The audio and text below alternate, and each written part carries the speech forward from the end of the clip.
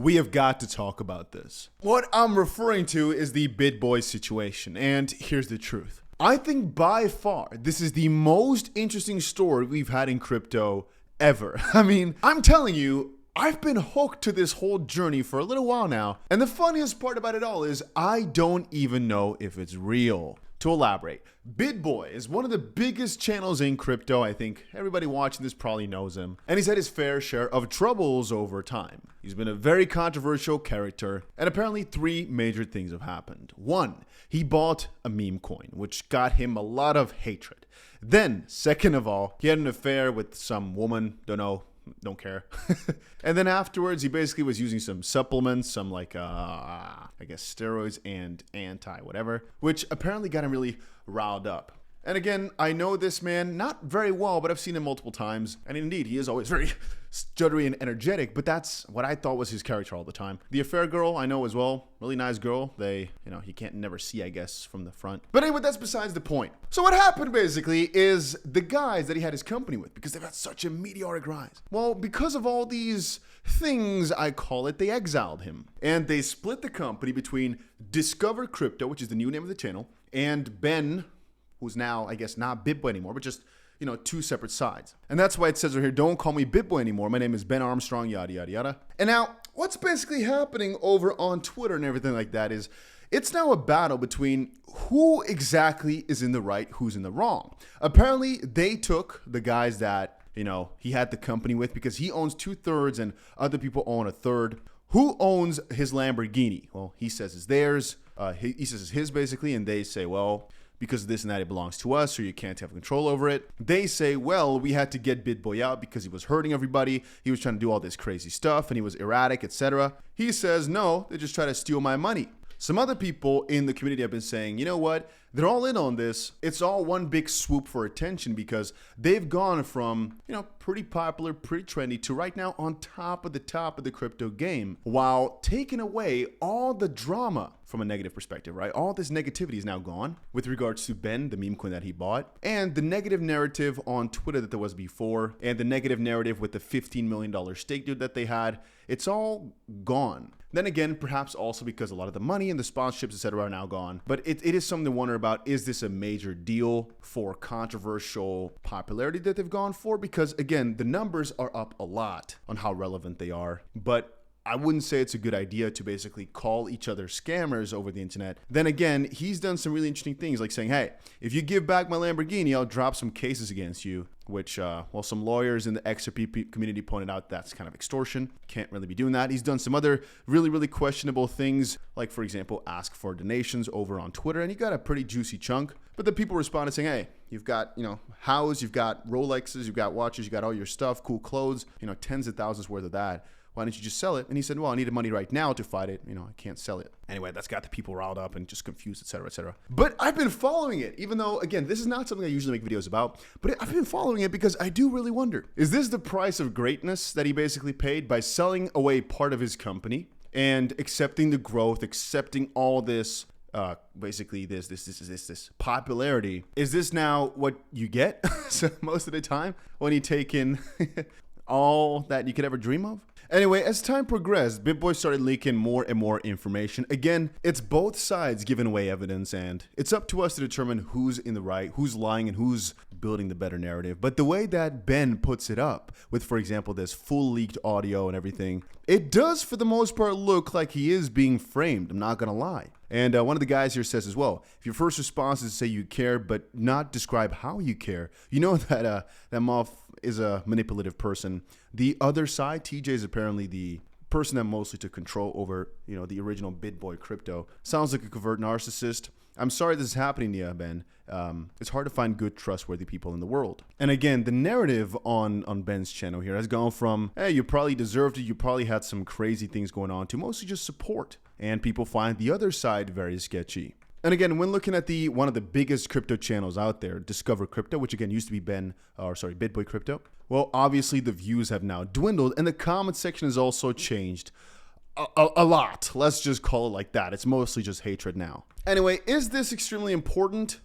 No, definitely not, but it's by far the most interesting thing in crypto right now. Here you can see Ben go on another rant for about an hour. And for me, it's just a matter of seeing how money corrupts people. I know I'm not here to give you guys a lecture, but it's very interesting to see how you can make a deal with someone with the right intentions, with the right premises, but you never really know what the other person is thinking. Or from another perspective, let's say you go into business with somebody when things are okay, and all of a sudden things do amazingly well. You think you know the person, but you might really not, especially when there's millions upon millions of dollars on the table. And this Bitboy story shows exactly that. And this is another caveat. I'm gonna give you guys a spin, and that's the main reason I decided to make this video. This is a warning for everybody that's in crypto right now. If you're wondering, Dusty, why didn't you show your face for the first 5 and a bit years you were making videos on this channel? All right, because I was making videos every single day and I never showed my face. The main reason is because you don't want anybody to know you've got crypto. Baseline. You don't want anybody to know what you've got. You never tell that, all right? That's the main reason why a lot of these people in crypto are very anonymous and very secretive. I really wish, guys, I really wish I could tell you guys everything about how business works. Every single detail about how you can make millions of dollars, because I honestly believe it's not that hard if you've got the right people around you to explain it to you. But the problem with that is you're gonna have to explain so much about yourself that you become a very dangerous target. And Bitboy here is a prime example of you let other people in, you give them all your insights, you give them a lot of control because they've got the information, and you get stabbed in the back. And again, this was not by some random guy out there who tried to rob him or extort him or anything like that, but they extorted him from the inside out, which I guess is even worse if you start thinking about it. Anyway, I will come back to our original point.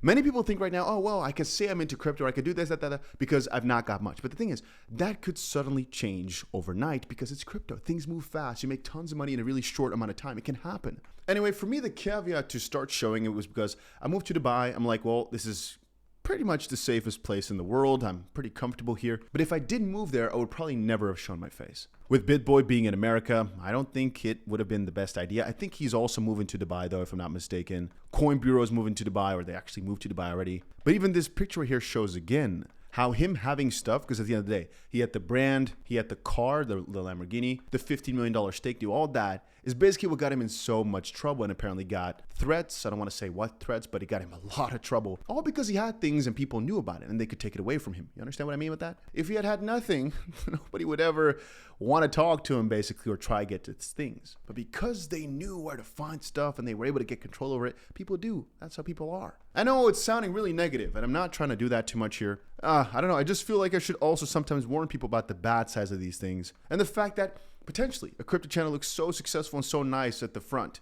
Bitboy Crypto was on top of the news every single day, day in, day out. They looked really solid and looked like a good foundation. You now know again that at the back end, things were a really big mess for most likely a long period of time. And again, the point there being that appearances can be very deceiving.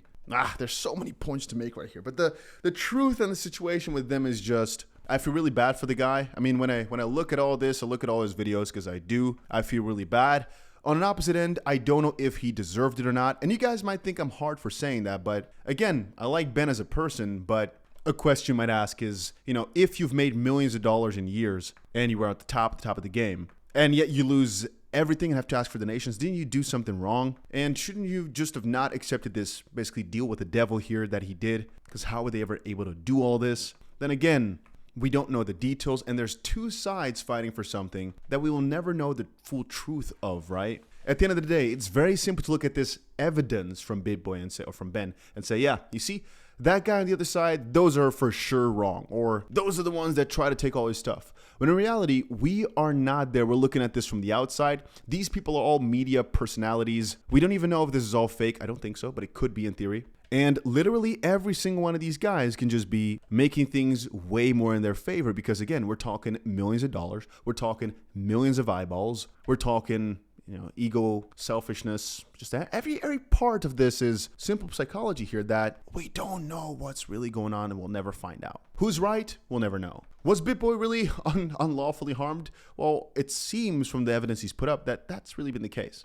Has he really incriminated himself with some of the things he said? That's also seemed to be the case. And will we never find out the truth about it all? Yes. Is it strange though? Yes, in every way, shape, or form. But again, you might also wonder, let's say he did completely think he was in the right from the beginning of the beginning, right? wouldn't have been the smartest to not say anything on the internet, but just go to lawyers and get yourself figured out? Because again, if you control 2/3 of the company, did nothing wrong, they just try to steal your money, they stole your Lambo, they stole all your stuff, is it because he's then getting, basically threats that he's not willing to go to the police, but then you're willing to go over on Twitter and say you're getting threats, but not police say you're getting threats, and then kind of go with the lawyer system? Again, not sure. I'm just saying, was what he's done here smart?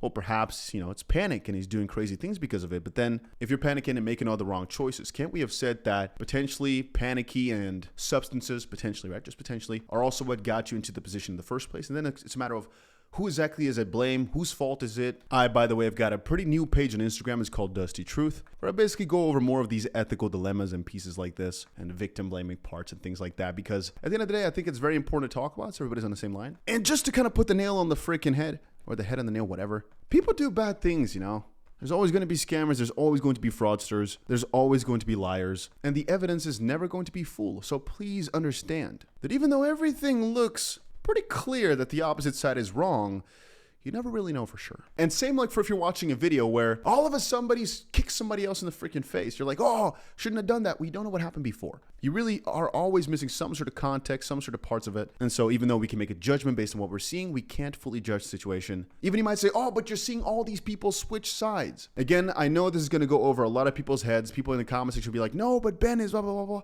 I'm just saying, we'll never really know. Even if people are switching sides, people do that for money, attention, etc. But I will say again, if I had to pick a side, I'm choosing Ben's side because how can they take his channel away from him, right? If he's through thirds owner, there's literally no single way, shape, or form they should be allowed to take his stuff because he controls it, right? He has 2/3 ownership. So at the base layer, I support Ben. I think he deserves everything back. Even if they didn't like it, they could have quote unquote left or just taken quiet money without doing anything with their 1/3 ownership or whatever, but not just seize everything because, well, they don't deserve that. Same thing for the Lamborghini. At the end of the day, he has the choice. He's 2/3 ownership. It depends, I guess, on what type of shares. Perhaps they had a different share system where actually in terms of controlling power, he didn't have much, but only in terms of ownership, he had more, if you guys understand that difference. But hey, that's it for right now. I just wanted to quickly bring to I'm stuttering a little bit. Bring this to everybody's attention. Just get my 2 cents in. We don't know. We don't know enough. We don't have enough information, but it is interesting nonetheless. And I do hope it will get figured out soon enough. But yeah, if you want to talk about it more, make sure you join our Discord. A link for that is down below. And I'll see you guys again in another crypto video soon.